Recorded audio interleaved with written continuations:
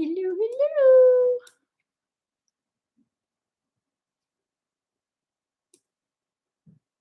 Can you guys see me? Is it bright enough? I got a little light here. I'm trying to get a little bit more because it gets darker sooner. Anybody out there? Let me know if you guys can hear and see me okay.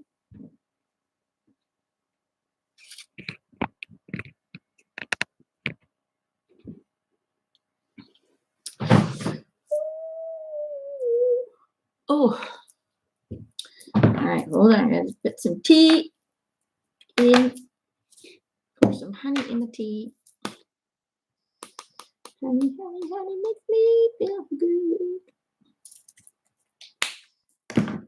Hello, everyone. Can you guys hear me okay?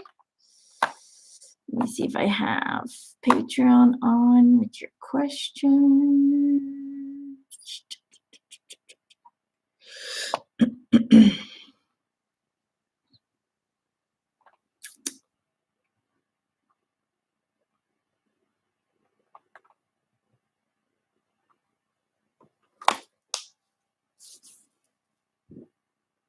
All right, you guys can see me. How good is that?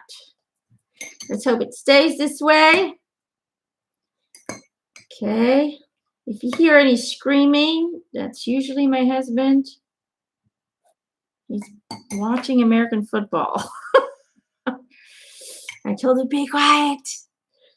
But Tom Brady is playing, which he loves to see Tom Brady lose. We'll say it that way. He has a passion for him losing. Don't want to ask why. I have no idea. But he gets very riled up when Tom Brady is playing. Because he simply does not like that for reason, whatever the reason may be. No idea, to be honest.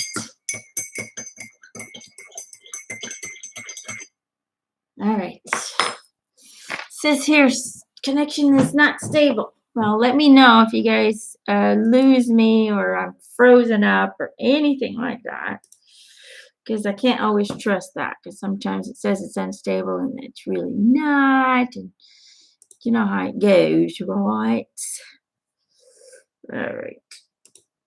All right, so I got my Patreon going. Can you guys still see me okay?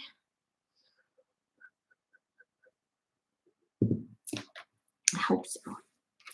All right, so guys, today we are going to do an Ask Me Anything question. So I'm just kind of look at your questions and see which question I get drawn to.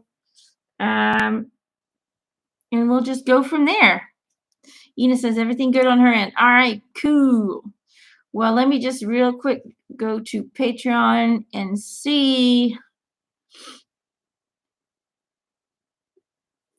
which question we should start with.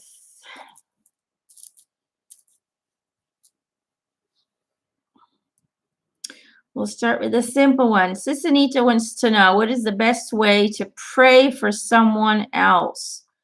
Is it asking God to help and protect a loved one?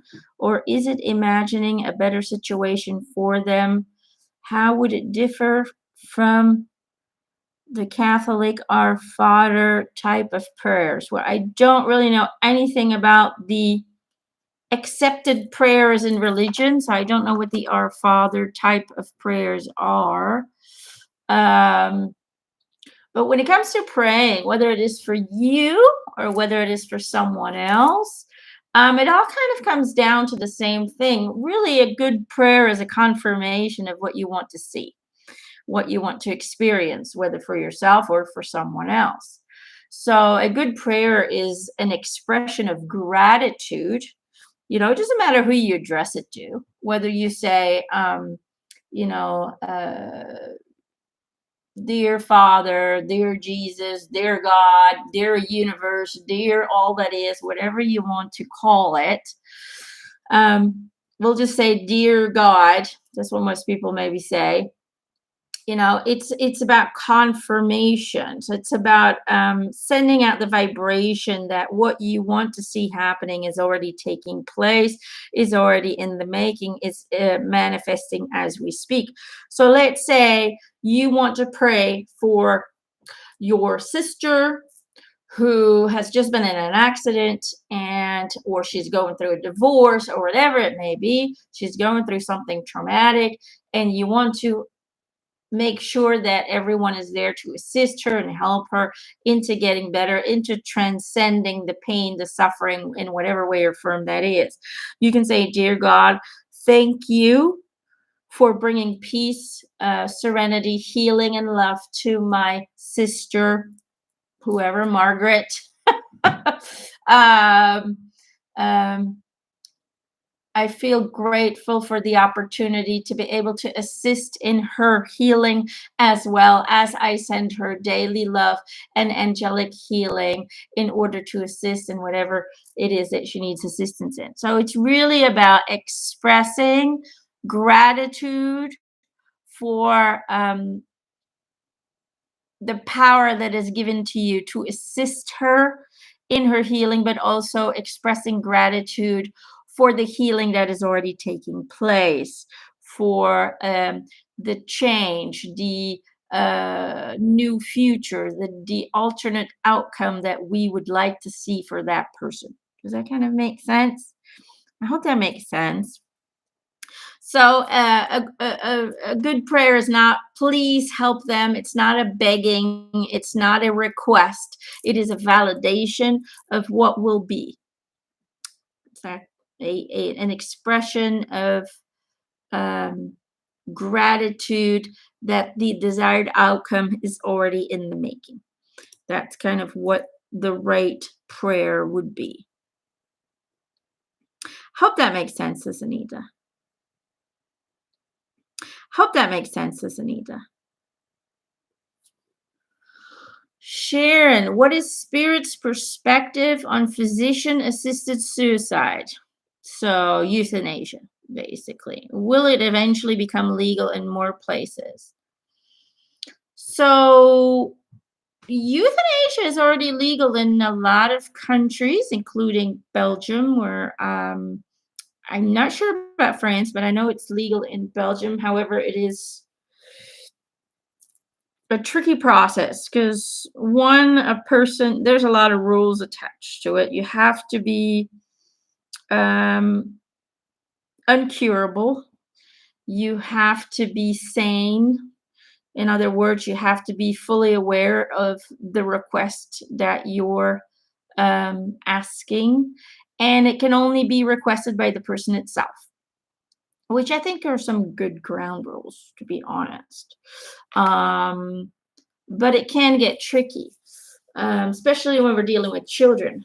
Um, so, according to what my team says, will that eventually become accessible for the entire world in the far, far future? When death is no longer considered a negative thing, when the true nature of death is revealed, is proven through science, through scientific research, that death is not the end, that death is not um, the end of all things, but that really it's just a transitioning of consciousness into a different form, into a different shape. So the more scientific proof comes out supporting this truth, the more people, the collective human understanding of death will change, will transform, and the more death will be accepted. And as we're ascending, as we're growing into a more closer natural state of being, closer to our soul essence, closer to our core, um, we're also going to develop more acceptance of the free will. Therefore, if people truly feel like, this is, I've had it, and and I'm tired of it and I really just want to go home, then it'll no longer be seen or addressed with a severe negativity, kind of an ego-centered decision. No, you're not allowed to go home because we as a family don't want to, go through that suffering. So, it's kind of an ego-centered thing, isn't it? I mean, if people truly want to go home, let them go home, but let them do it in a peaceful, beautiful way, surrounded by those that they love. It's about being respectful towards each other's choices and not allowing the ego-centered um, being to decide for other beings, for others' soul. So, will that occur? Yes, that will occur on a global scale in the future. This is going to take some time, according to what they're giving me. Um, but the spirit perspective is free will. This is your life, your journey. You do with it as you please. You can end your vacation here whenever you see fit. Why would spirit not support that?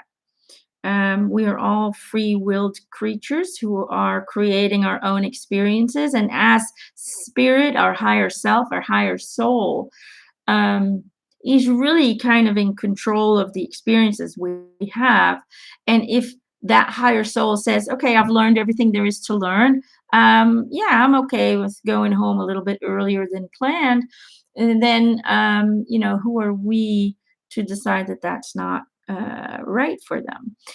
Either way, when the higher soul is okay with the human consciousness to return, it's going to allow it with or without the assistance. But wouldn't it be great if people didn't have to go through um, the suffering of choosing how to kill themselves? I mean, it's an enormous suffering, and some people do it in such a way that it is cruel. It is cruel, but to them, they only see it like this is the only way. For example, the man who um w- was a ghostwriter and hit my family front on. They almost, he almost took my entire, a part of my family out. Um, if that person would have had the option, and he was mentally ill, but he because he's not dying physically, he doesn't get that choice. He doesn't get the opportunity to euthanize himself. But if he would have had the opportunity, he wouldn't have had to hurt or harm other people in doing so. There was so much anger inside of him towards the people who were trying to save him and trying to help him, and he was just fed up with the whole system. That anger led to the angry decision he made in even trying to hurt other people in order to end his life. So, a lot of those cruel things, or people who are trying to hang themselves and it takes forever for them to die, those are very cruel ways of dying. They think it's going to be a quick snap, and then it doesn't turn out that way, and there's still a lot of suffering before they die. Um, Spirit's perspective is free will, and there's no judgment on the other side because this is your journey and it's just an experience. And what you do in that experience, it will have expansive qualities to your soul, no matter how you get out of life, no matter how you choose to return, no matter how you choose to go home. That is not so much of importance. What is important is the journey that you're here. What do you do with it? How do you expand from it? And where do you go from there? Does that kind of make sense? I mean, let me know, you guys, if that makes sense. I hope that answers your question.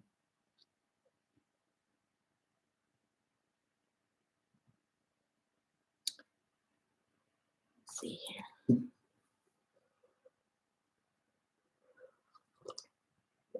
Brandon wants to know, I'd love to know an update from our galactic visitors. Our galactic visitors. So what I've been receiving, and again, this is just what I'm receiving, okay? There may be other people there receiving different things, you know. I can only share with you what I receive. Um, so what I've been receiving is that there is more and more assistance coming in. So it just feels like it started with a few groups that are familiar with Earth, who are they're not intervening, they're assisting. A lot of people are like, oh, the ETs will save us. No. They are not allowed to do it. However, they can assist. They can they're assisting us with energy, kind of a, it's almost like this pulsating positive ascension energy that's being pulsated towards Earth in order to um, help us find our true selves quicker, in order to stabilize the collective energies, in order to, because it's like the energies on Earth are in such extremes, massive ups, massive downs, but it's not stable. It's kind of like, how would I compare it? It's kind of like nuclear energy. You know, it needs to be stabilized, or you have a disaster. So what they're trying to do is they're trying to stabilize the energy so we can ascend, so we can. They're giving us time. That's really what it is. They're giving us time in order to um, find our way, in order to find our way towards the light, and to step away from the darkness.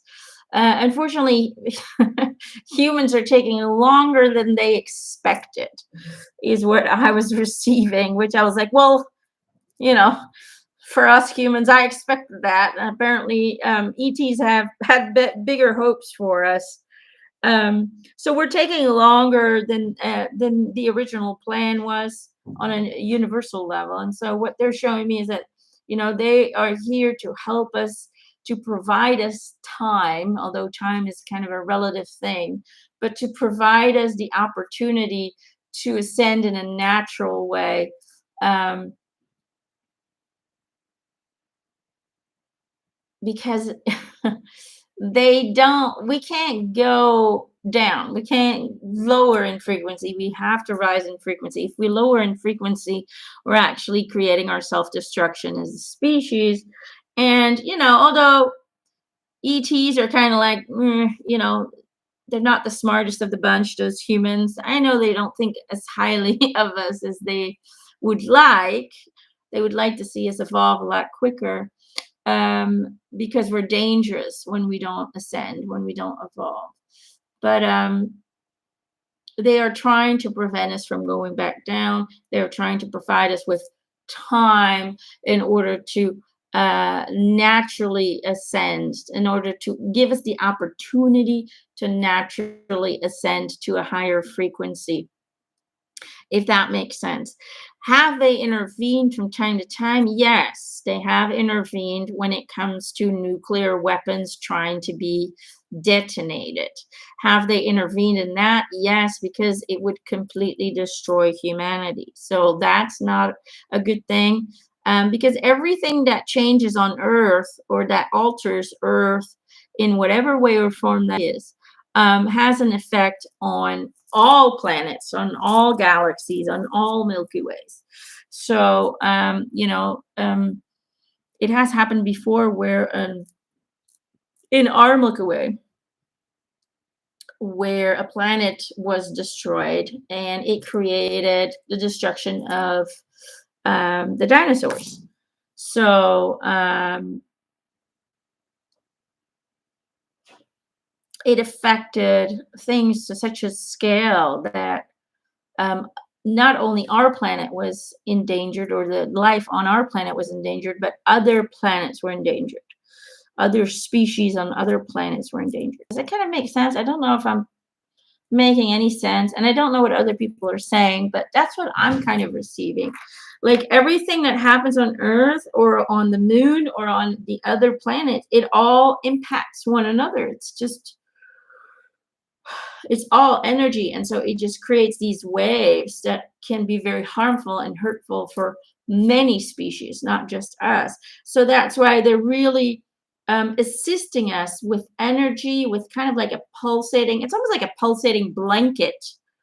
Um, really keeping an eye on some of the people down here too who are having some crazy thoughts, making sure preventing certain weapons from being used and so on and so forth, certain things from being done, in order to really allow us the time to transcend the darkness that's been reigning over our planet for quite some time, and to really move towards the light. I don't know if that makes any sense. Let's see what you guys are saying. Kathleen says, Klein talks about the nodes and nulls set up by Pleiadians. Is that where the energy is coming from? It is possible. I don't know for sure. For me, they don't give me names. They just say that it is different species helping us out. It's not just one species. And the pulsating energy has been what did they say? It has been noticed by NASA and other kind of like SETI and all of that, those kind of I don't know what all their names are, but all those departments that, examine space and all of that, they have been receiving and seeing and witnessing these pulsating lights that they can't explain. They don't know what it is. And really, that's what it is. It is an constant sending of certain frequencies towards Earth to assist us.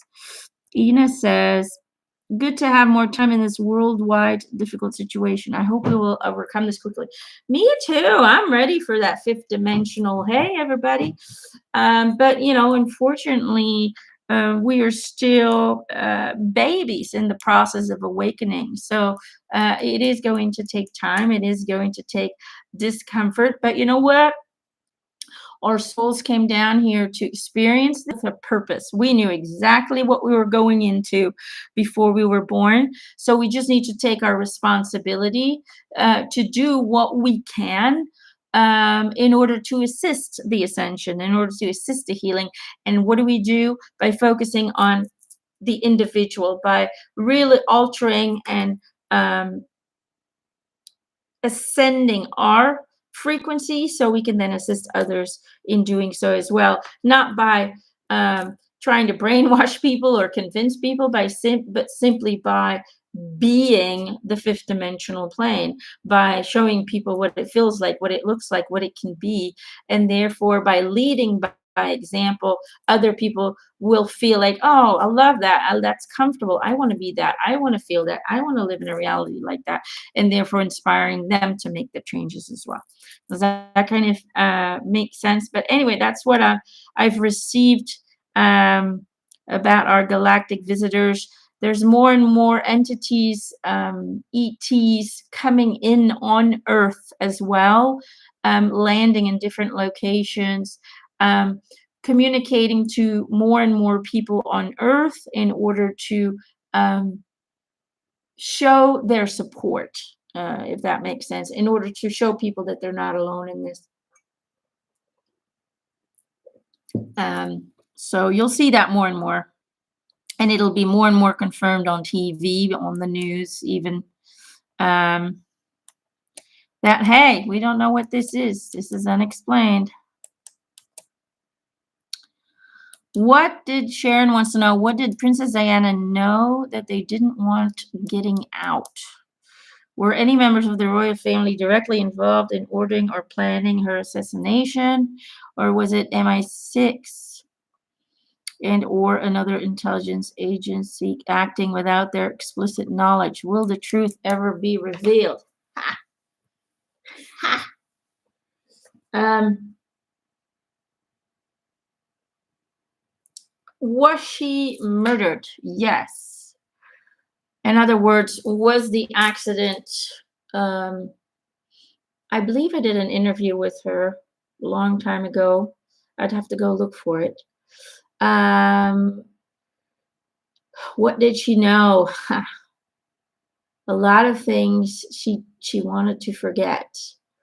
Let's just say that those wearing crowns and all of their family members are not, and they're not all like that, but the majority of them are not the kind people. I have to watch out what I say here, or this will get banned again. They're not the people that they portray themselves to be. They are pedophiles. They are in some way or form connected to human trafficking, child trafficking. They are, especially in England, they are part of the cabal. If that's, that's what people call it, right? The cabal or whatever name you want to give it to. There's so many names nowadays. They are part of the 1% that controls everything. And they portray a characteristic, or they portray themselves as, we're just here to support the government and whatever, blah, blah, blah. We don't have any real say, blah, blah, blah. But they control everything. So, and there's a lot of fucked up stuff happening behind the scenes. Um, Eric says there's a reason why they live so long. They experiment with things that would be considered demonic, in order to lengthen their lives, in order to continue to reign and rule. And anyway, let's just say they're not who they say they are. Princess Diana knew. Princess Diana knew that one of the main, who's dead now, one of the main advisors of Charles was a pedophile, was hooking them up with underage girls. And he was one of his biggest advisors. Everybody knows that now. And yet people adore them and praise them. Princess Diana knew all of that and was disgusted by it, but she knew that if she would ever speak out, that they would get rid of her. And that's why she didn't say what she really wanted to say. But there came a time where she was starting to talk to other people in high ranks about what was going on and about how it needed to be exposed. And unfortunately, she trusted some of the wrong people, and it came back to them. And I'm trying to be really careful what I say here because of the censorship. And so that's what got her killed. She thought she could trust a certain man, but unfortunately it went back and she had to be eliminated because she wanted to expose them. Same is happening with Meghan Markle. She knows what's going on. She is she's wearing wires. When she goes over there, she's trying to catch them. She's trying to gain evidence. And yes, is she controlling? Yes. That's who she is. She is a leader. She is someone who takes control in any situation in her life. That's just the qualities of her star sign. Because she knows that the true exposure of the evil in this world needs to occur. And so whether you like her or not, She is trying to continue the work that Diana couldn't finish. So I hope that makes some sense. But was she, yeah, by the family members? There was not directly, but via. You know how it goes. Will we see the dismantlement of the 1%? In our lifetime, Heather, I don't think so.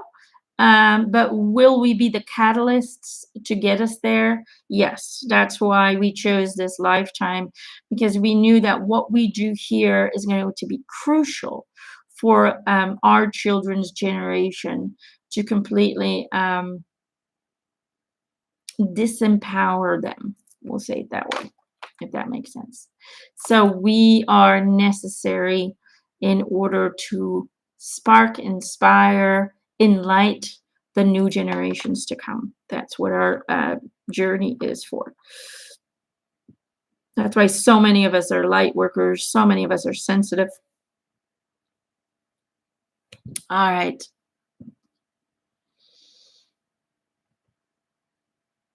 Let's see here.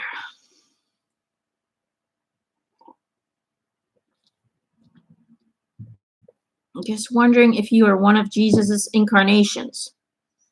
I thought that I heard you say it in one of your Jesus trans channelings. Love from Canada. No, Irene. The answer is no. No, I am not one of.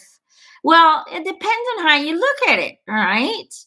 Yes. Why? Because we're all one source, right? All of us are actually one source, what we would call God, the all, whatever you want to call it.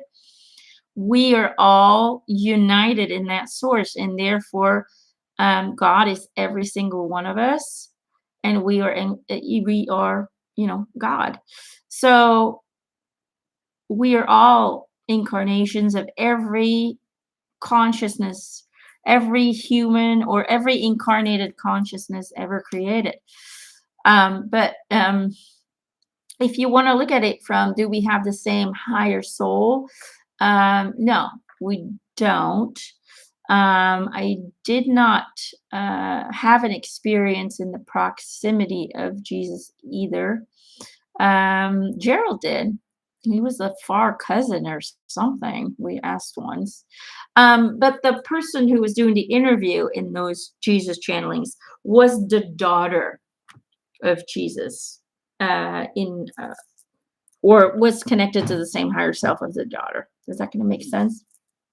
So maybe that's where you misunderstood. There is light. Exactly. All right. Have Leah and Jada been able to get into schools? No. No.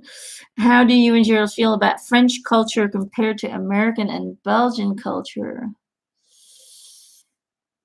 Well, there's differences in every country that you go. What I found about America is that people there are pretty open. I mean, it depends where you live, probably, but where we lived, um, people were very quickly willing to like invite you over for dinner or a barbecue, even though you were like complete strangers. They were always willing to get to know you, to connect with you.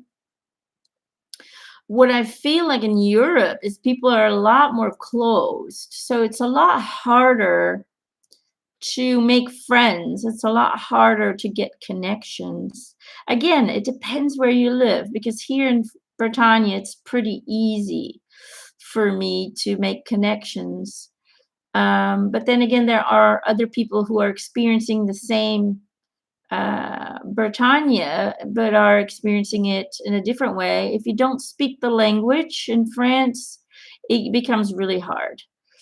I can see that with Gerald. He doesn't speak French, and he gets pretty lonely sometimes. I have the fortunate gift that I'm really easy with languages because I can read energy. So I don't really need the words. If they just go blah, blah, blah, and I have no idea what they're saying, I just tap into the energy and I know exactly what they're talking about. So that's kind of my superpower. So therefore, I can sort of wiggle my way into any kind of group of people, and there's something about me for some reason that people get attracted to. I still haven't figured out what that is, but for me, it's just like I'm just crazy, silly old me, but people seem to be attracted to my energy. So they always kind of flock towards me, which is really incredible for me. Because before, when I was a child, everybody was flocking away from me. I didn't have friends and I didn't have a lot of people around me. Of course, my energy has changed, and I realized that because back then I was scared of people because I was afraid they were going to hurt me like my grandfather hurt me. So I probably unwillingly pushed people away with my energy without even having to do anything. So again, it depends on where you are, and I'm not afraid. So if you're afraid, it gets pretty tough in Europe to make friends, to make connections. However, in Belgium, Belgium is not what I knew it to be long time ago. People have changed in Belgium. They've become very bitter, very closed off. So, as of hospitality and openness, I think America is the more open country. However, it's not always what my experience was. Is I knew a lot of people in America, and they've all, most of them, not all, there's always those few beautiful souls that are exceptions, but people I worked with, people I spent day in day out with, the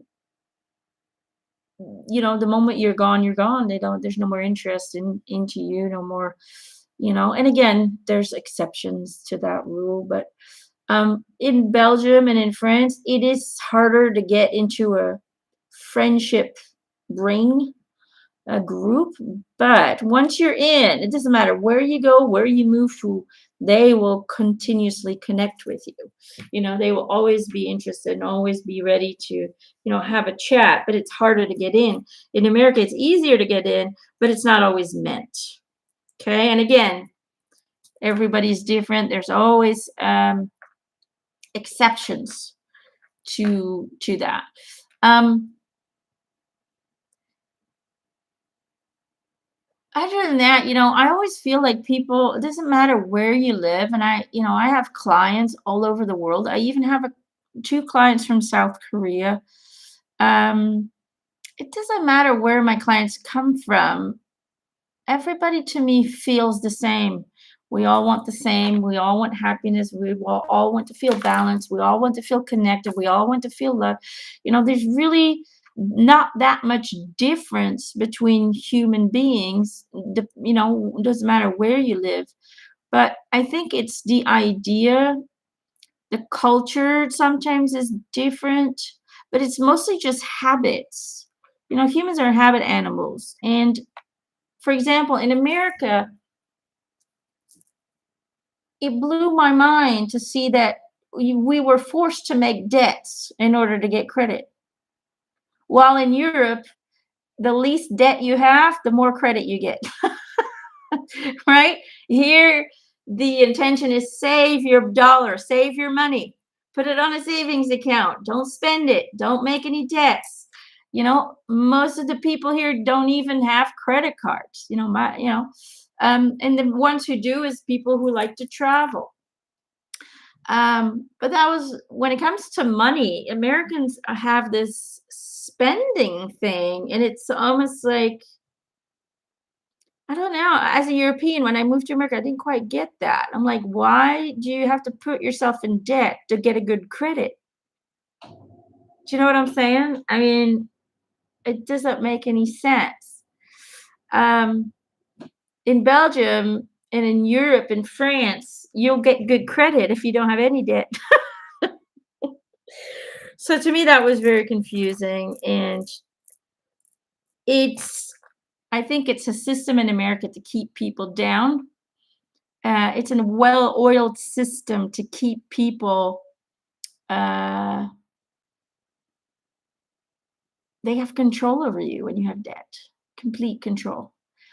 Um, in Europe, where we went through war, many wars, we grew up with, and I don't think Americans have that. It's almost like a survive. And I know you guys have had wars, but with World War One and World War Two, every generation that followed was taught to save your money because one day you might need it. One day something might happen. That war could come back. We were taught how to plant our own fruit, how to plant our own vegetables, always be prepared. Still today, I see that when something in the world starts happening that's becoming unstable, people will start hoarding food. And Americans will do that too, especially with their toilet paper. But we do that even when there's nothing going on. We're always ready. At least that's how I was taught. And I think a lot of people might relate to that. We were taught that something bad might happen, so make sure you're ready and you can survive on your own. Um, that's the mentality that I had or that I was brought up with in Belgium. And I feel like the French have the same thing here. This is an older generation, so their parents went through the war. Um, so they were also raised with, make sure you have something, you have a good amount in your savings account. So when that day comes, you can survive or you'll have money to, buy yourself a ticket out of this country or whatever it may be. So I think Europeans have always had this kind of, were raised being survivors. While Americans are, it just feels to me like when I was there, and I could be wrong. Again, this is just my experience, okay? I could be completely wrong. And I think that's changing now. More and more people are going into, okay, how can I be self sufficient? That's changing now all over the world. But I think at the time when I lived in America, um, even some of the kids that I met didn't even know where milk came from. It comes from the store. I mean, that's one of the first things we learn in kindergarten in school. So, we would go and see the farms and see how they get the milk. And, it was just really weird how kind of the basics of survival was not being taught in American schools. You guys have a lot of artistic programs and sports programs and all of that. But the foundation of everything seemed to just be like just a quick class and it's over. While that's kind of drilled into kind of the Belgian schools that I went to, was really everything we learned was something we could use, something we could apply. So I think the school system is different. Also, we learned about everything all over the world while, I mean, Gerald didn't even know where Belgium was. He thought Belgium was a city in Germany, and I have a video. I will share that with you guys one day, but he doesn't like me to share it. But he has a video when he's in Iraq and he's got his military costume on, and he's in Iraq fighting, and they were allowed to make one video for Christmas. So he decided to make one for me. And, he says to my fiance in Belgium, Germany, he doesn't, everybody knows about Brussels, but where is Brussels? Belgium. Okay, well, where is Belgium? Half of the Americans can't even pinpoint it on a map. Um, there's so much basic stuff that I feel is being lost in American.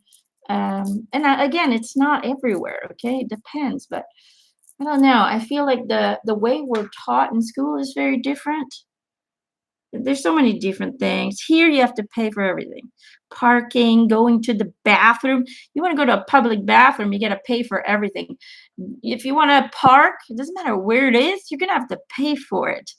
Um, you know, it's getting worse and worse with that. So that is a very negative thing. Gerald is a very stubborn man. So when we go to the movie theater, which we haven't done in forever, probably several years. But when Gerald and I, before we had children, we went to the movie theater a lot. And I remember Gerald refusing to pay to go pee, right? But there's these two ladies sitting, waiting for you to give money to him, and he would just like, I don't know what you're saying. I don't give a shit. I'm gonna go in there. I'm gonna go pee. And he would just go in there and burst back out and make a big scene, and he would just go sit back down into the theater. He was one of those people who's like, I'm not paying to piss. That was his thing. Okay. While, we're us Europeans are like, oh well, they clean the toilet, so we give them something. Um, but yeah, there's just little things here and there that are different. But overall, I feel like everybody really wants the same thing. It's just, you know what? Do you know what? Okay, I'll tell you what. You know what does drive me crazy? When Americans try to argue with me what a socialist system looks like. And they are literally explaining communism. Yet, in their mind, that is a socialist system. And I'm trying to tell them, look, I was born and raised and still live in a social system. What you're telling me is a communist system. We do not stand in line for a loaf of bread, but that's what so many Americans truly believe. Almost the entire Europe, Western Europe, is a socialist system, and it's not a bad thing. Okay? Is it perfect? No. Far from it. But it provides a security blanket when you're out of a job, when you can't work, you're sick, you still get paid. When it's a holiday off, you get paid. You get child support money, you get pregnancy leave money, you get so much stuff that you can count on when things aren't working so well for you. Even if, let's say, your mother gets sick and you have to take care of her full time, you have the opportunity to take time off, months, even to years, and still get some kind of paycheck from the government. The socialist system is not a bad system. It is harder to become a millionaire. That is true, because the more you make, the more taxes you pay. But the taxes you're paying just go to affordable healthcare. We don't pay anything in France. Healthcare in France is free, completely free. Okay. So when I go to a doctor, I do pay my 25 euros, but I get like 20 euros back right away, like a few days later. Right. So you pay a little bit. But the insurance itself is free. Now, I do have an extra insurance that I pay because I want to get better when you do go to the hospital. Now, that's not always covered 100%. So I do have an extra insurance for that, kind of a hospitalization insurance. But still, it is much more affordable than in America, right? So, I think in Belgium we paid like 150 a year for the entire family for insurance, for extra insurance, the special insurance. So I don't think in America we couldn't even afford. Me and Gerald couldn't even afford health insurance. That's how expensive it was, and then we were just with two people. So that does drive me crazy. Americans who think that they know everything better. And I'm not saying every American's like that, but there are a lot of them out there who will argue with me in something that I was raised and still live in, that I don't know anything. And no, socialist system is standing in line for a loaf of bread and for a muck of soup. And I'm thinking, wow, is that what you really think of Europe then? Okay. Anyway, that drives me bonkers, but let's not go further into that. So, but is Leah and Jada back into school? Well, they just go to Leah goes to a center for 2 days, and Jada goes one morning a week. So that's about it. That's all. So far, that's all we've been able to manifest. Okay, let's see. If I understood you correctly, this is from Amy. In the last Ask Me Anything session, you were differentiating plants having souls and having consciousness. What is the difference between having a soul and having consciousness?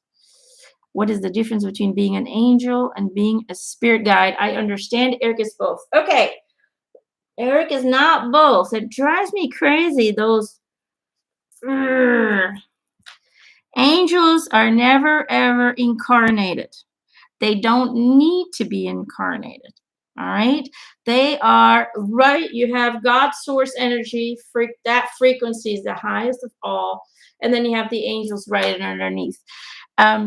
Their purpose does not require them to have incarnations. Therefore, they do not have incarnations. Their purpose is to influence and assist the frequencies that are being created on a lower level in order for the consistency of God's source to continue to exist. If you want to look at it, it's kind of, I don't know if that makes any sense what I'm saying. So their purpose is not only to be your best friend, but their purpose is to the entire existence of all that is.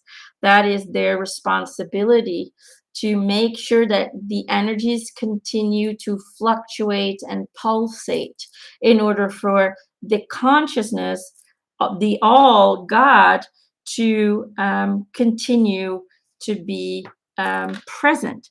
So is Eric an angel? No. He is simply a guide. He is at a frequency of guide. Can we become angels? Not really. Not really, because they are really, how can I explain it? People think you can, how will I explain this? Do we ascend, right? Do we ascend as souls? Yes. As our experiences, as we collect experiences, our higher soul transcends constantly its own frequency. So the frequency alters, changes, heightens, if you want to look at it that way. And so eventually we will get to a degree, a point where the incarnations will no longer be necessary, because we will get to a point of being re-merged with God's source energy, and from that comes a new creation. I know that sounds scary. You're not, people think they're getting lost and they'll disappear, but by the time a soul gets to that aspect, there's no more sense of self. It has evolved to such a degree where it feels united with all that is, and therefore it unites.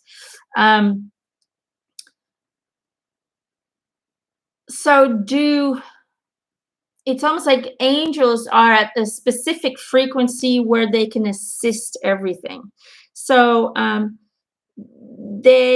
people don't become angels, okay? Or incarnations don't become angels. It's just not there. They are a separate aspect of God's source, but in a more guiding frequency.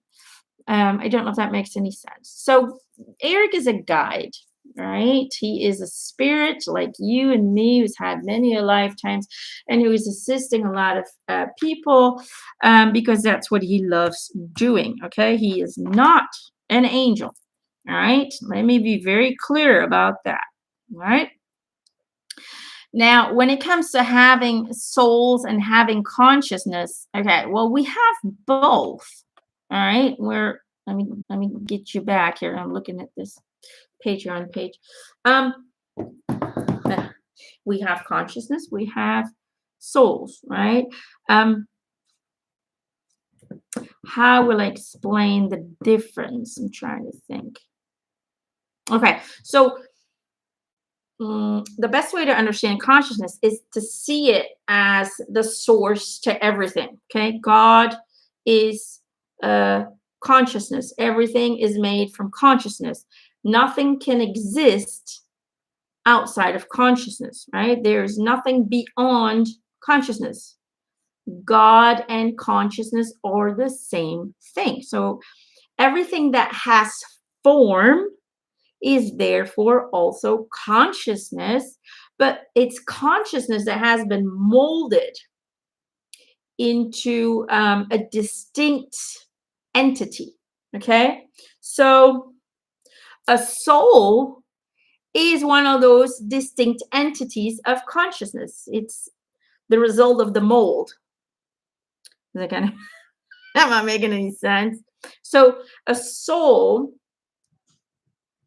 is the eternal energetic vehicle, we'll say it that way, that contains the extremely high vibrating energy of consciousness and through which it can exist and observe life or its own experience on many different levels of awareness.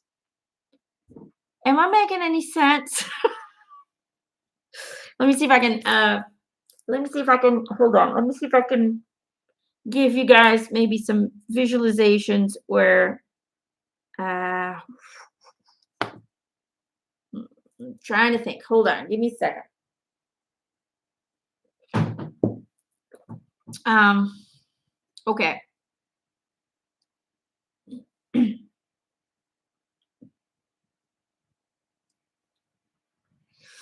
Okay, so let's say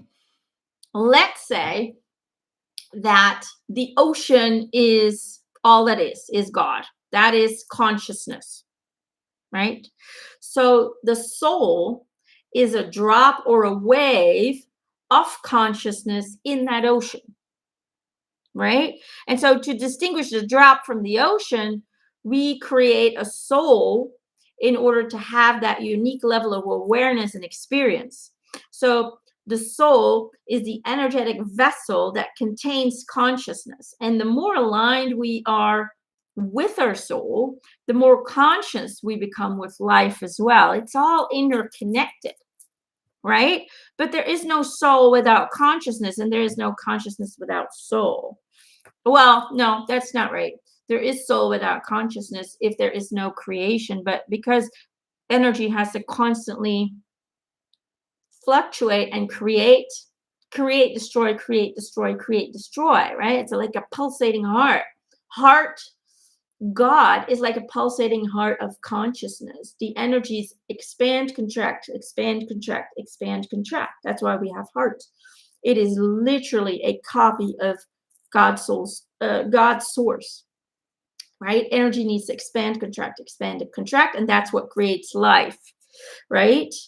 So think God as a big energetic heart that's pumping life, that's creating life through the pumping of energies, the expansion and the contraction of energy, right? Am I making any sense? Um,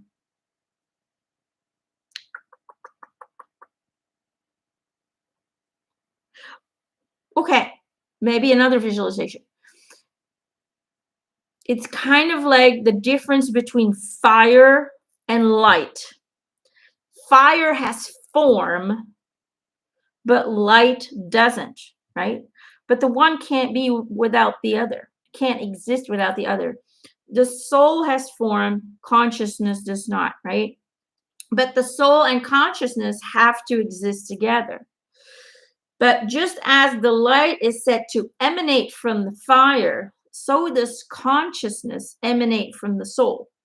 So there can't be no soul that does not have inherent consciousness. And there can't be no consciousness in the absence of a soul. Does that kind of make sense? Right? I mean, what can happen, people can seem soulless or, without conscience, right? What can happen is that the consciousness of the soul becomes covered up so much that it's almost not even there anymore. But even when true consciousness is covered up, it still exists deep inside the soul of that person, right? The same way that the light of a torch will continue to exist even if the torch is covered up. The light is still there, but it's no longer visible. So, in a way, even if God consciousness seems to have disappeared from people and all you see is cruelty and evil things inside that person, deep inside their source, there is God's source still present. There's love still present because consciousness is love and love is consciousness. And it's just all kind of intertwined, you know? Does that kind of make sense? I mean, look at it this way. Consciousness is like a plot, right? And it exists as an intangible until it has a tangible scenario to express itself in and then that creates your story. So the soul is your scenario and it provides the real environment for consciousness to express itself in. That is the difference between consciousness and soul, but they're interlinked, they're intertwined. You can't have one without the other. But the soul provides the vehicle for consciousness to experience itself in. In other words, you can't have a physical incarnation without the soul being present. And in heaven, you can't have that experience without the soul being present in that higher frequency. So it's kind of like a vehicle for consciousness. Because God is without vehicle, it is pure consciousness. There is no vehicle. Am I making any sense? I hope I am. I truly do hope. Let's see, what do you guys? Hi, Emma. Have I missed a lot? Well, we've been talking a lot, so you might have to restart from the beginning when we're done. If we can manifest what we want, how does the chart fit into this? What do you mean, chart? I don't understand the question. Sorry. We can manifest what we want, yes, but understand that there's a duality inside of you. You have the human desire and you have the soul's desire. Somewhere in between, you guys have to balance it out, and usually the higher self will overpower the human desire. Why? Because the human desire is the perspectives are too limited, and so the soul's desire will always try to push through because it understands that what we desire is far too limited for what your soul knows it can manifest. Does that kind of make sense? Oh, just try and clarify the question a bit. Maybe I'll go back to it. Let's see who else. La la la la la la la la la la. Let's see. We did that one. We did that one.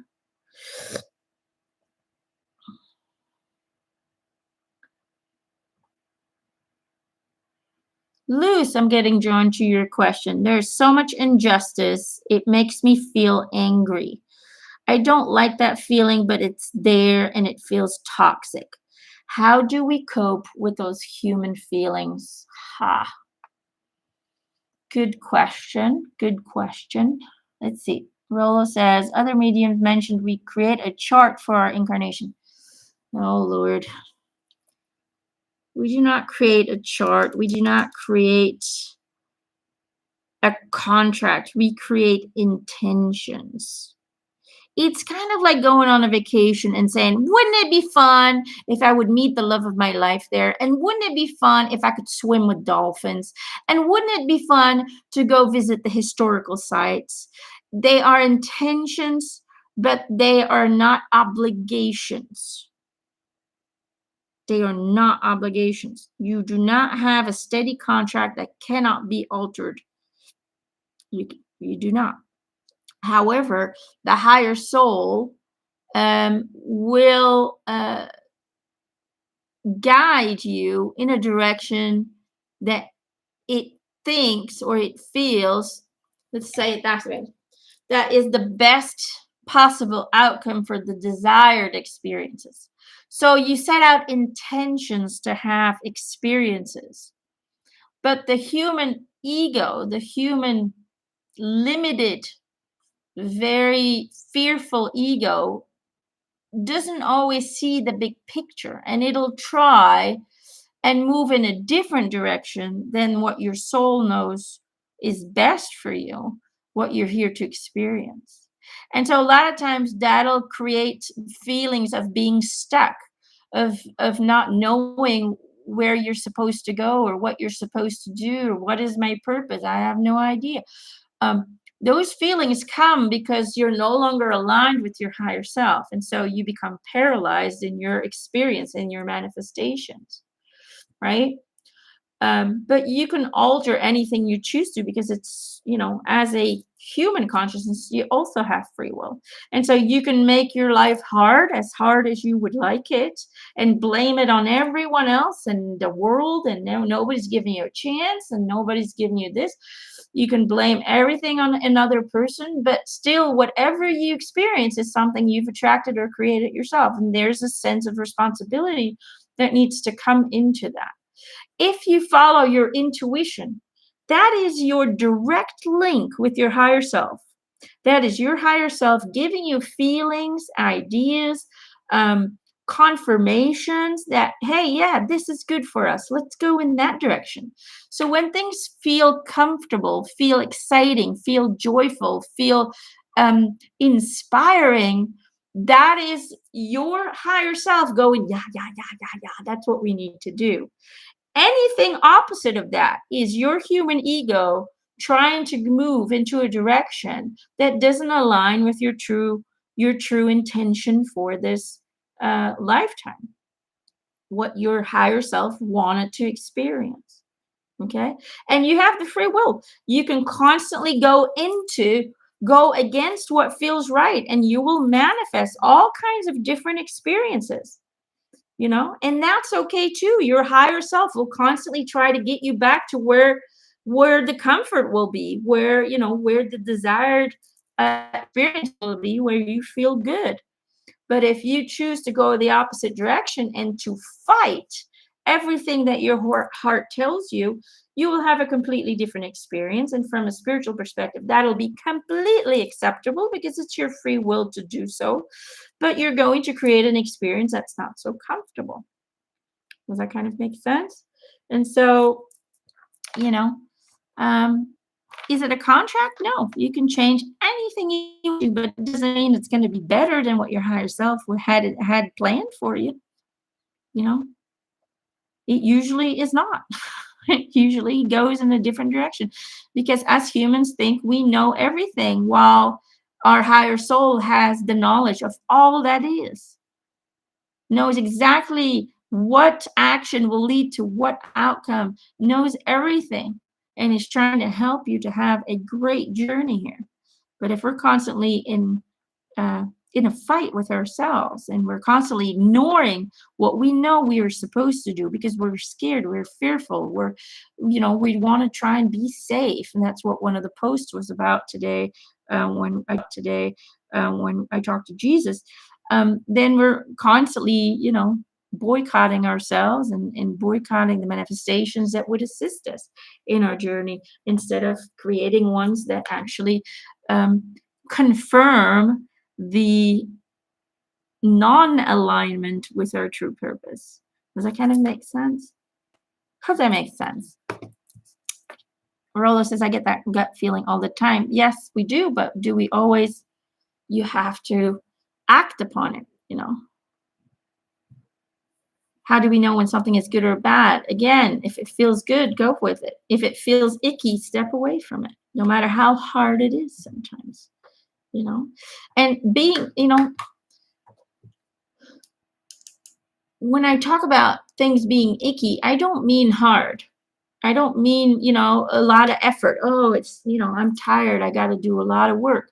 I'm talking about it feeling like, oh, no, no, no, no, no, no. That kind of feeling, like, ooh, ooh. When you get the feeling of you want to run away, stay away from whatever the situation is.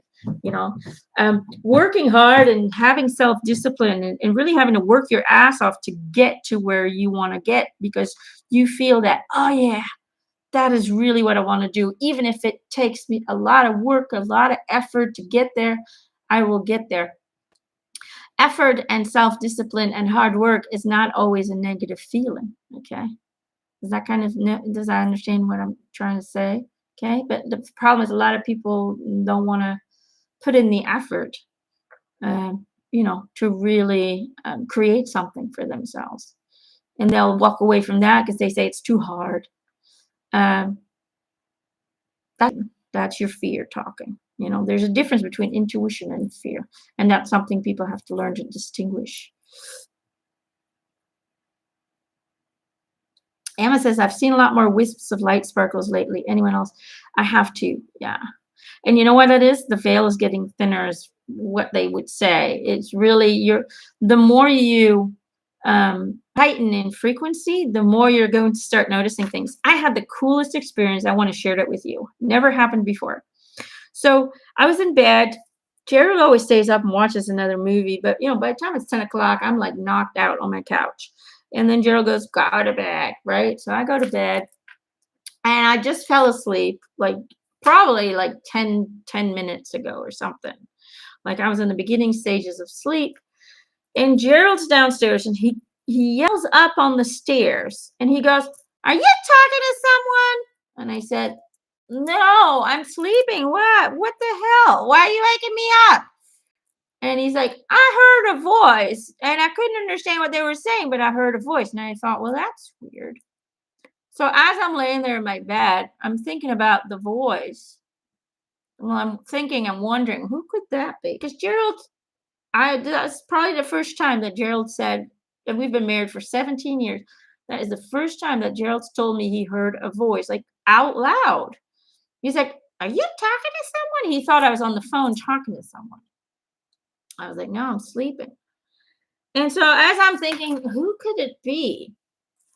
I always have a nightlight in the hallway, right, for the children. And so that shines into my bedroom. I always leave my door open in case the kids need me or in case, I hear someone puking or something. Because my kids are not, when they puke, for example, they don't come, Mom, I'm puking. I'm not feeling good.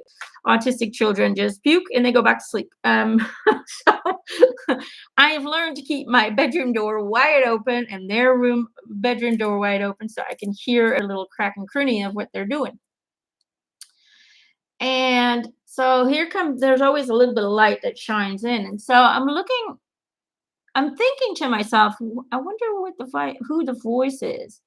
And as I'm wondering, I literally, with my eyes, right? I always see a lot of stuff in my head, but with my physical eyes, I see this hand coming out my wall. So I'm laying down. I always have my hand kind of hanging out of the bed. I don't know if you guys do that, but I have my hand hanging out of the bed and I see this transparent. I mean, it almost looked like water, like see-through water. That's what it looked like. It wasn't like defined. It was kind of like blurry water. And this hand comes out of the wall and I'm looking at it and I'm going, okay, well, that's interesting. Let's see what it does, right? Usually I would have been like, holy shit, what is that? But at that time, for some reason, because I was thinking of the voice, I was like, oh, well, that's interesting. So I keep looking at the hand and the hand grabs my hand. And then it disappears. I don't see it anymore. And all of a sudden, I feel pressure on my hand, up, down, and somebody's playing with my hand. It was the weirdest feeling. Like I could literally feel, that pressure. And then they were like knocking my hand over. And I kept thinking to myself, Dad, is that you? And all of a sudden I feel somebody poking me in the shoulder. Like literally, like there's a finger that poked me. And I was like, oh, Dad, you trying to get physical? And I was excited because, so far I've only seen my dad in my dreams. So I was like, oh, he's practicing the physical apparition. So I was really excited. And then all of a sudden it just, and it was gone and there's nothing there. And I was like, I got really excited. But anyway, the thing I was excited about the most was that I could physically see it with my eyes. And I was thinking, wow, you can definitely tell that we're ascending in frequency because things are becoming like tangible, like you can see them now into the physical realm. You can hear really a loud voice, as if it's somebody sitting right next to you talking. So things are changing when it comes to that connection. They are changing. So anyway, I wanted to share that with you guys. So let's go back to Luce's question. Let me just rephrase the question. So she wants to know how to cope with feeling angry for the injustice that's happening because it feels toxic. Well, um, let me see if I can try and explain it. And it's all about compassion. But how can I explain it? So in nature, our essence, our soul energy, the consciousness that lives within the soul, the energy,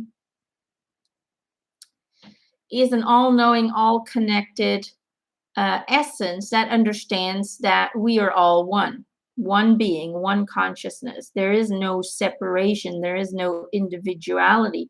That is just simply a creation in order to have experiences, but it's just an experience. It's not who we truly are, right? And so when we get angry, I'm trying to think how I can explain this. It's kind of anger is kind of the total opposite of what we are, right? I mean, it's kind of like reacting to a negative image in our mind, and the mind is the human thinking, the human consciousness, right? The consciousness, but from a human perspective. Um, that's what anger is. It's a reaction from the human ego towards someone or something, not knowing that that reaction is the total opposite of who we are, right? Because we are all loving, all connected beings. We're all one. Therefore, the person that you're angry towards, the institutions and the people that are in the institutions that you're angry towards, really are you. They're part of you, right? I mean, that's why Jesus always said we're all one, we're all connected. That's why Jesus wasn't angry towards the people who put him up on that cross, right? Because he understood that that person or these people are just another side of himself that he is currently not experiencing. He is currently not experiencing at this moment, right? So anger, as we normally experience it, occurs when our ego and our ego's world feels threatened, right? Someone does something that makes it hard for our human mind to maintain its concept of self, its sense of calm and peace, and its in our human mind to maintain its concept of self, its sense of calm and peace, and the peace that it wants, that we want in the world, right? It's triggering. Anger triggers a painful mental feeling. And with that arises a negative image of the other person. And so your human mind then blames the other person or the other institution or whatever, the group of people. We blame someone or something else for our painful feeling, right? And that's really what anger is. Are you guys still with me? I don't know if I'm making any sense, right? So anger is not something that's innate to us. It is a reaction to an incorrect understanding of oneself, if you want to look at it that way, right? So it's important to understand and to also hold on to the truth that anger really is a form of fear. Someone does something and suddenly the human mind feels ungrounded, right? We're knocked off our peace. We're knocked away from our balance. And we react with anger, trying to reestablish, a firm ground by reaffirming one's incorrect sense of self, right? Um, we want to get our peace back. And the way we do that is by blaming other people from for stealing your peace. And therefore we say that you guys are the problem because you guys are not um you're tapping into an incorrect sense of self. I don't know if I'm making any sense. And so amber anger's aim, what we it sounds contradictory, but really what we're trying to do by getting angry is to it sounds contradictory, but really what we're trying to do by getting angry is to reclaim our sense of safety, reclaim our sense of peace by blaming other people for taking it away, right? While originally, I mean, in foundation, if we would just stay connected with our true inner source, no one or nothing would be able to ever get us into a state of anger. Does that kind of that kind of make sense? Right? I mean, that's really what's going on with anger. We aim our anger towards someone or something, and that's the problem.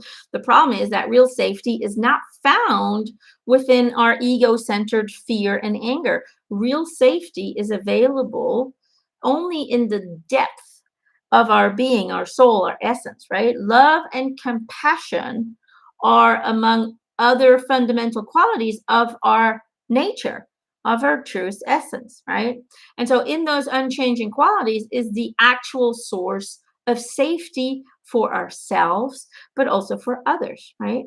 So, to realize this is to recognize our own deep worthiness and our potential for inner freedom and goodness, and to recognize the very same in all other people is what we call a state of enlightenment. What does that mean? Um, it kind of means that in order for us to keep and maintain our peace, we have to understand that these other people are creating the injustice, right?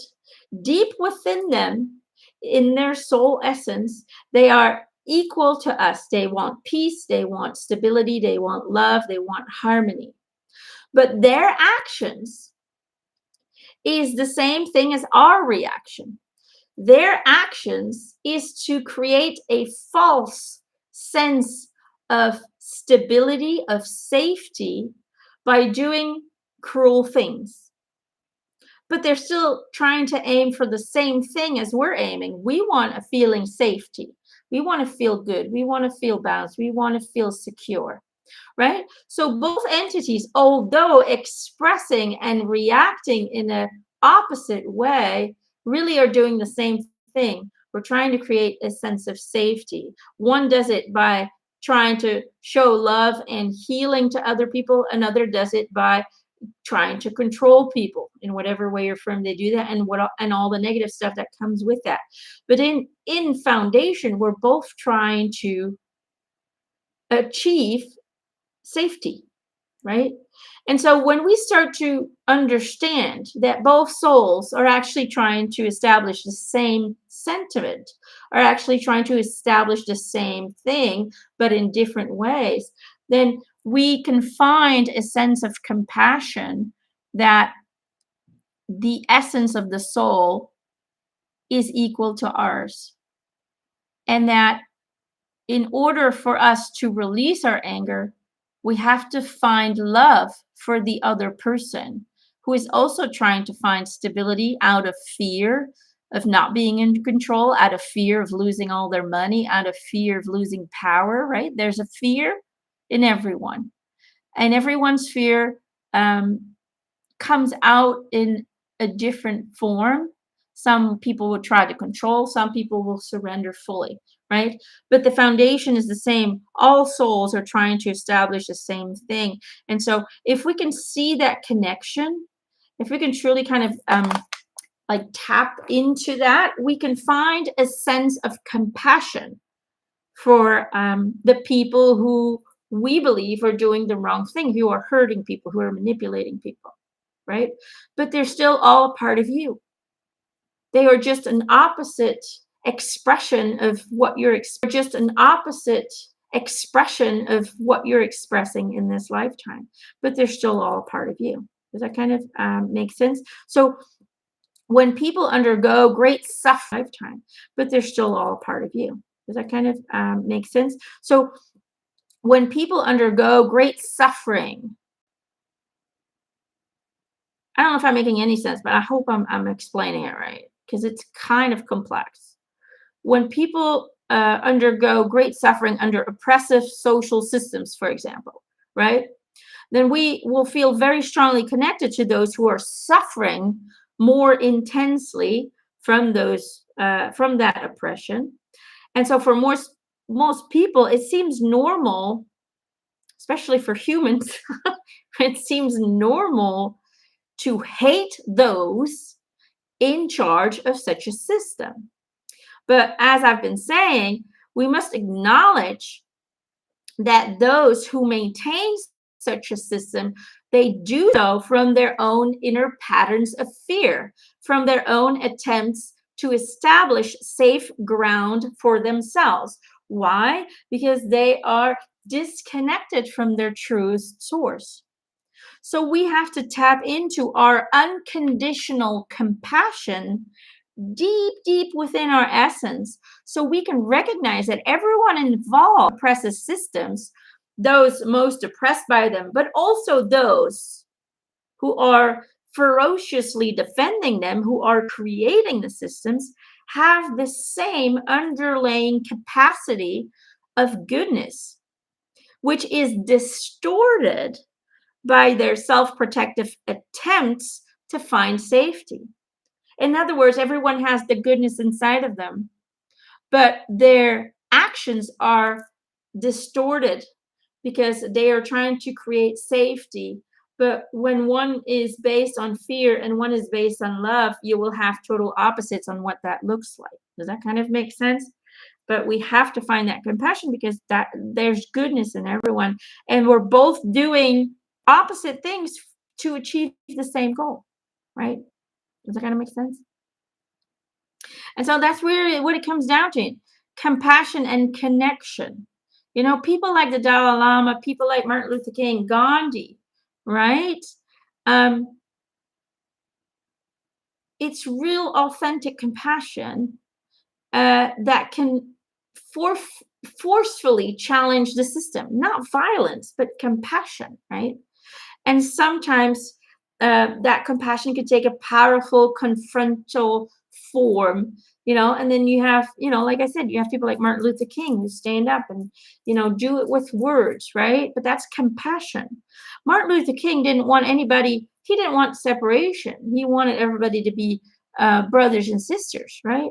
It wasn't about you took that from us, so now you have to give it back to us. It was about how can we unite as a people, as a human being, you know? And that's compassion for all sides. He didn't just stand up for colored people. He stood up for all people, right? Do you see what I'm trying to say? No matter how much hurt and harm had been done in the past, he understood that most people act out of fear because we're afraid of something, of losing something, safety, balance, peace, power, whatever it may be. But in our foundation, we're all the same source. We're all God's source in our foundation. And so there's good inside everyone. And the only way we can heal our world is by starting to see the good in everyone, even if it's not being portrayed in that moment in the actions that they're doing. Does that kind of make sense? Right? I hope that makes sense. So that's what it comes down to, compassion. Compassion. See the connection between you and the other people who are doing the total opposite of you. They do not have your insight yet. They do not have your understanding yet. Therefore, they are still reacting from a very human, distorted ego. But you're still acting from an ego as well because fear and anger is man-made. It's not part of your essence. Does that kind of make sense? I'm going to see if I think Lou said something. Sometimes it's hard for me to explain what I know. I just hope it makes sense. I lost my page. Where are you? I hope that makes sense. So that's what Jesus did. No matter how much pain and suffering caused him, right? He could not see him anything else but being a part of him. So why would he be angry at himself? He just understood that it is an incorrect connection with this, an incorrect understanding of the self that leads to human actions that may seem total opposite of what you're feeling, but really the foundation of both actions are really the same, right? We just want to feel safe. And for some people, their understanding of safe is power, money, greed. For other people, it is compassion, love, but it's all the same goal. Luce, what are you saying here? I had the experience of we are all love, but lose it sometimes. That's okay. That's okay. That's normal. Anger equals fear, incorrect sense of self. The connection is not good. I will listen later again. You already made this more clear. You made it more so clear. I missed a lot because bad internet. I have the experience of knowing we are all love. Still a challenge, big lessons for me. I walked away of abuse. I'm afraid to meet them again. Yeah. You know, even the abusers we have to see as they are you and you are them. They are just experiencing, portraying a side of the all, of God's source, of the essence that is all within us, that you are not choosing to experience at this time.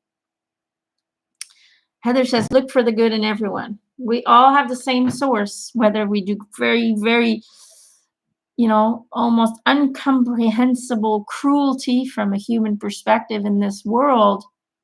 We go home to the same source and we understand that we're all the same, that we have the same amount of love and connection as any other soul. The choice of experience was just different. That's why we choose an incarnation of duality. But in order to experience the duality, you also have to have the duality, and that's something humans don't want. Humans want everything to be A-okay and perfect, but then you can just stay in heaven. You don't need the incarnation because that's what we experience on a daily basis up there. We come down here for the duality, for the challenges, for the emotional hurdles, because that's really what it is. I mean, we are so emotionally challenged in a human experience, and the souls love it because it's not possible to have that experience in heaven. So allow yourself to be angry sometimes, but also find compassion at the same time. There's nothing wrong with having your human experiences. You came down here for them.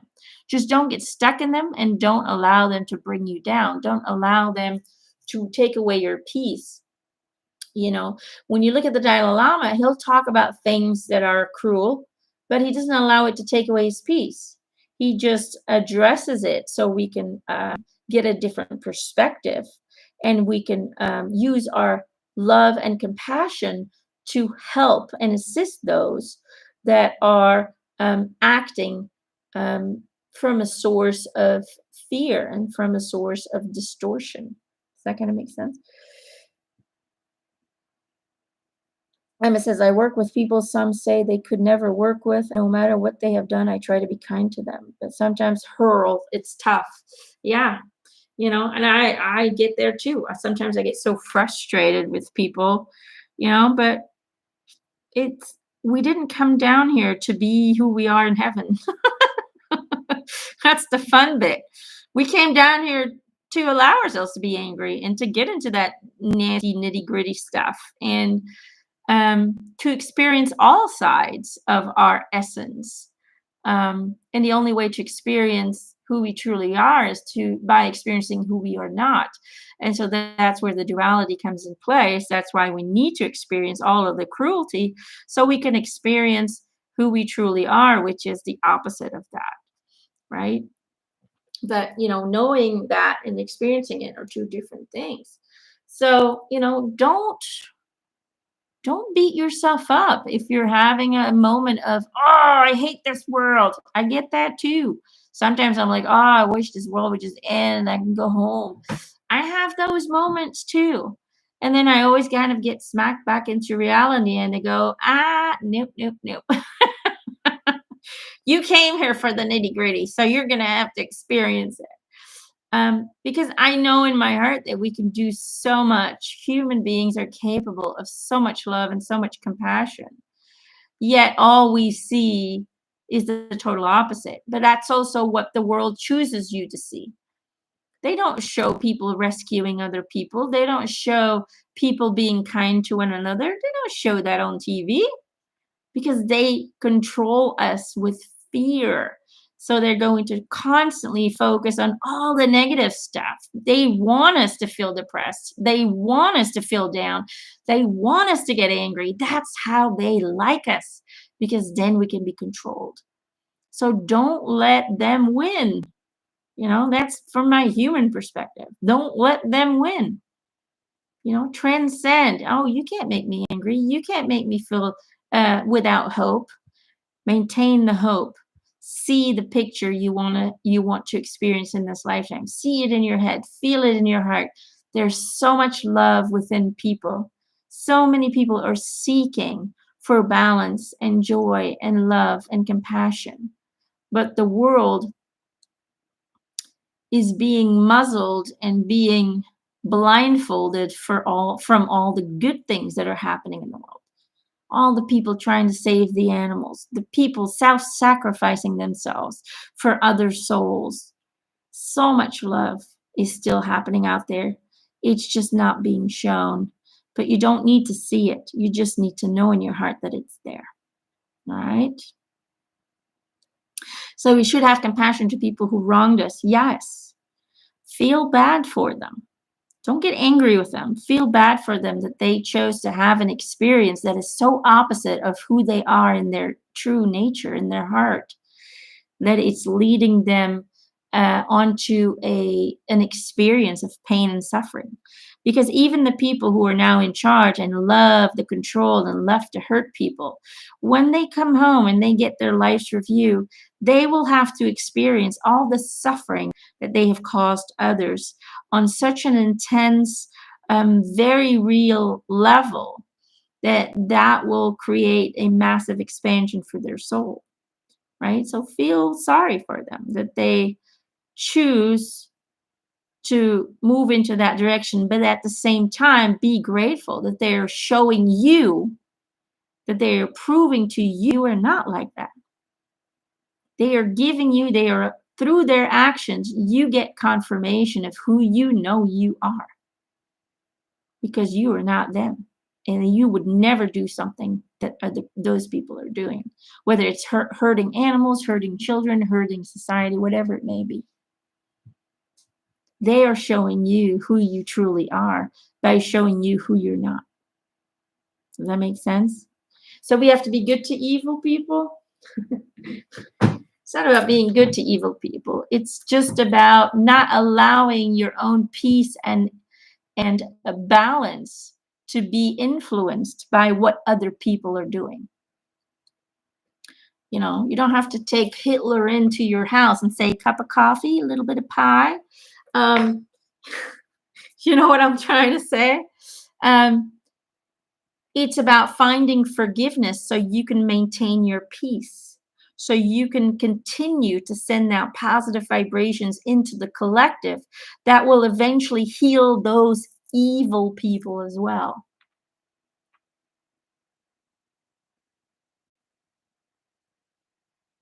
Yes, it's about not allowing them to affect you, you know? It's about maintaining your peace by not getting angry. The reason you get angry is because you're tapping into an aspect of yourself that's not really true to who you are. It's the human ego that gets angry, not the soul. The soul doesn't get angry. The human ego does because we feel like something's been taken away from us. Our peace has been taken away from us. Our hope, our positivity has been taken away from us. So because we feel something's been stolen from us, we get angry, we get frustrated, we start to hate people. But when we tap into the soul energy and we just maintain our peace from there, and we drain it from there, and we know that everyone's connected. So even that evil Hitler, for example, is a brother and a sister of yours. That soul is somehow connected to yours and a part of you. um, we no longer allow ourselves to get to a point where we feel out of balance, we feel out of peace. Doesn't mean you have to be friends with them. It just means that, stay away. That's what I would do. Stay away, keep your distance from people like that. But don't let them take away your peace. And the only way to do that is to find compassion, to see and understand that in that tormented person, there is a enlightened soul present who's just choosing to experience the total opposite of what it really is in order for it to understand fully who it truly is, and giving us the experience of who we really are, who we know we are. We know we won't hurt animals. We know we want to save our planet. We know we want to help humanity while they're doing the total opposite. We know who we are and what we want to do because they are showing us what we don't want to do, and that's it. All right. I hope that helps, guys. I'm going to let you guys go. I'm going to see how the game's going for Gerald. Hopefully, this recorded well and the internet was stable. But if you guys missed out, just go check it out from the beginning. I think we covered some important things. There were a few questions I didn't get to. We got a lot of questions this time, but we'll do those next time. So, find compassion, keep your peace, and just be grateful that they're shot. All right. I love you guys. And next week, new post, new live angel card, and maybe another Ask Me Anything. We'll see if I have the time for it. It's a pretty busy week next week, but I will definitely try and do my best. All right. Love you guys. Mwah. Have a great rest of your day.